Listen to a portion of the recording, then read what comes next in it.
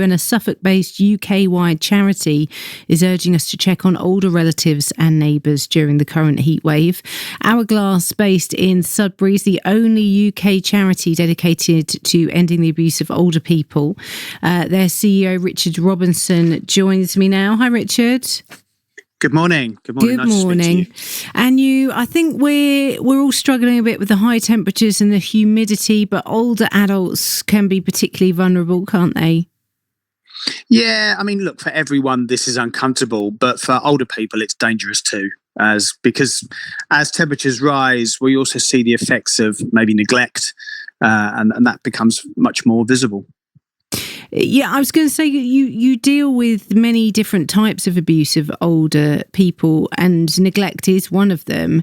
And is that more of a concern in these type of conditions? Yeah, well, with the hot weather, older people are already at a greater risk. Yeah. So, for example, some older people don't feel thirsty in the same way. They might be taking medication that affects hydration or their body temperature. They might have heart, lung or kidney conditions, or dementia or cognitive impairment, or even simply forget to drink. So in that case, people are struggling to open windows, prepare drinks, or move to a cooler room. And as I think everybody has probably heard from an older person at one point, they don't want to make a fuss or ask for help. So we just need to make sure that during this period of time we do the right thing, the neighbourly thing, the family thing, and keep an eye on older people and make sure they're being looked after the right way. Yeah. What sort of signs should we be looking out for whilst checking on older people within our communities? I guess if you've not seen anybody coming or going from an elderly neighbour's house, then I guess the neighbourly thing to do would be to go and check on them.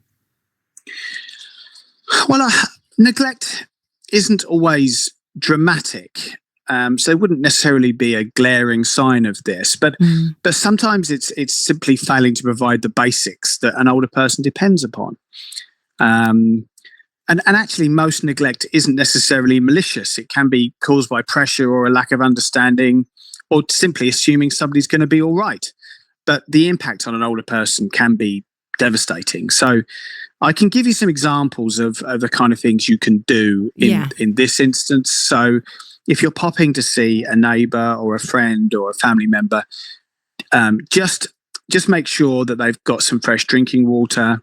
Make sure they've eaten and close the curtains, perhaps to avoid being sitting in the direct sunlight. Make sure they've had their medication and fans and open windows and things like that. And actually, an older person may not instantly tell you that they feel unwell. So there's also the fact, and look, we have some wonderful carers across Suffolk, but it's also worth saying that some carers might cut short visits during staff shortages during the hot months. Now, I'm sure that's generally not the case, but it's always good to pop your head around the door and make sure that those 5 minutes are going to be really important. And we're going to be talking actually to some people that are opening up cool rooms in the county in a bit. So it is just about taking a bit of extra care of each other. We've been hearing a lot over the past couple of days of companies, especially those who don't have aircon, urging staff to work from home. How are things with you and your staff? Yeah, we've done the same actually.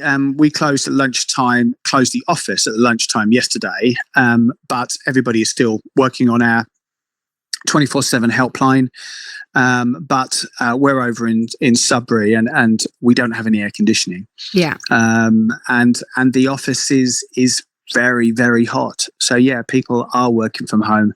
And I think in this temperature, it's the right thing to do.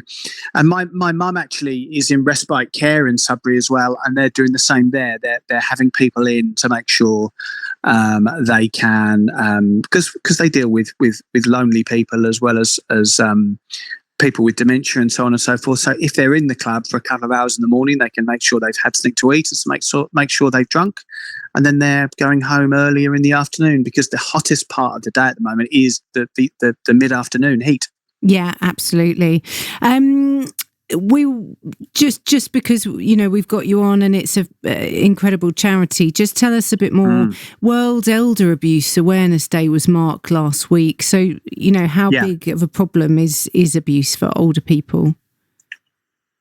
It's a growing problem, and I think I use this phrase quite a lot, but it shouldn't be underplayed. The abuse of older people is an epidemic that countless governments and organisations are ignoring because it's too difficult to deal with.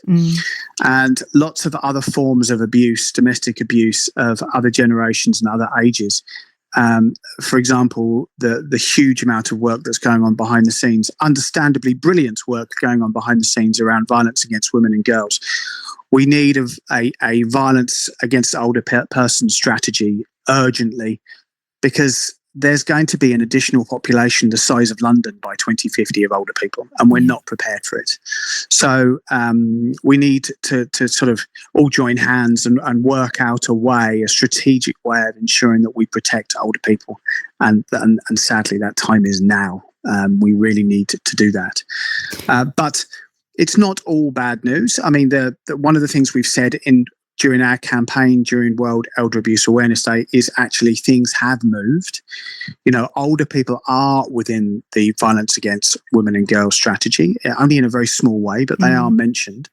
And we're working with the Home Office and the Ministry of Justice in the UK to ensure there's a bigger focus on older people. But it's a big job, a really big job. And for a charity that has less than 40 people covering the 4 nations of the UK and based in little old Sudbury, it's a real struggle.